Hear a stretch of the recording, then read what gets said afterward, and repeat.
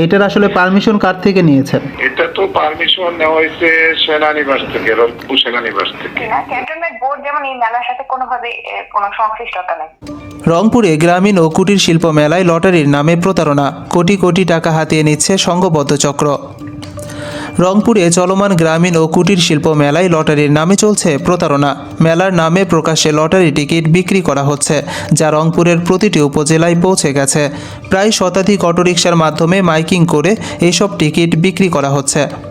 অবিশ্বাস্য হলেও সত্য, 20 টাকা মূল্যের এই টিকিটের গায়ে লটারির কোনো সঠিক তথ্য নেই, বরং তাতে লেখা রয়েছে রংপুর গ্রামীণ ও কুটির শিল্প মেলা 2025-এর প্রবেশ টিকিট।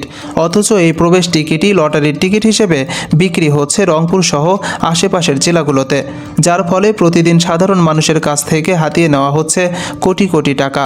পুরস্কারের লোভে অনেক দরিদ্র দিনমজুর এই লটারি কিনে নিঃস্ব হচ্ছেন।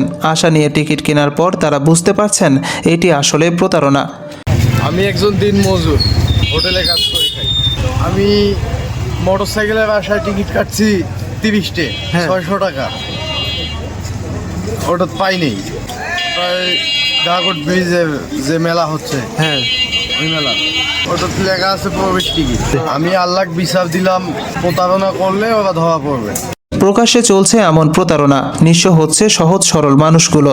জেলা প্রশাসকের কাছে বিষয়টি জানানো হলে তিনি বলেন, সেনাবাহিনী কর্তৃপক্ষকে একটু ফোন করেন তো ভাই, আমরা সেভারাল টাইমস তাদের সাথে কথা বলেছি, আপনি একটু ফোন করেন তো তাদেরকে। এ বিষয়ে মেলা কর্তৃপক্ষের সাথে যোগাযোগ করা হলে তারা স্পষ্ট কোনো ব্যাখ্যা দিতে পারেননি। তবে রংপুর সেনানিবাস থেকে এই বিষয়ে পারমিশন নেওয়া আছে জানিয়ে মেলার কর্তৃপক্ষ বলেন, আপনি গ্রামীণ ও কুটির শিল্প মেলার কর্তৃপক্ষ বলছেন রংপুরের?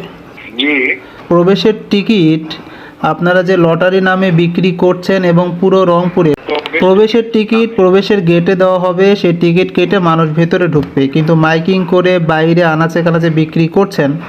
এটার আসলে পারমিশন কার থেকে নিয়েছেন?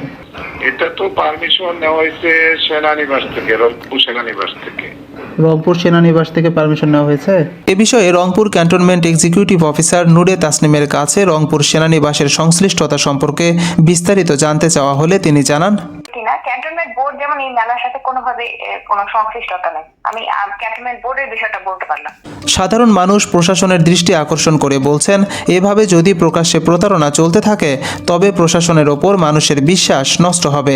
তাই অবিলম্বে প্রশাসনের উচিত এই প্রতারণা বন্ধ করা এবং দায়ীদের বিরুদ্ধে কঠোর আইনি ব্যবস্থা নেওয়া।